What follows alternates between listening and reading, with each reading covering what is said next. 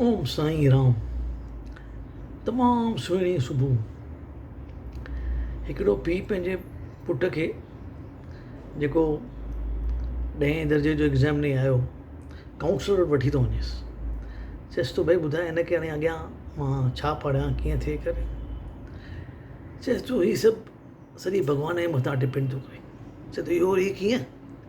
चए थो ॾिस अगरि हीअ 70-80% मार्क्स खणी आए त इंजीनियर डॉक्टर थी वेंदी ज़िंदगी भर नौकिरी कंदे। अगरि 50-60% मार्क्स खणी आए त IAS या IPS ऑफिसर थी वेंदे करे। पर अगरि 40-50% मार्क्स खणी आयो त बिज़नेस में थी सघे थो। पर अगरि एग्ज़ाम में फेल ई थी वियो त हीअ पॉलिटिक्स जॉइन करे हुन टिनी जे मथां राज करे सघे थो। पर अगरि हिन पढ़ाई हाणे ई छॾे ॾिनी अॻियां कुझु पढ़े ई कोन थो त अंडरवर्ल्ड जो डॉन थी सघे थो, उन चैनी ते कंट्रोल करे सघे थो।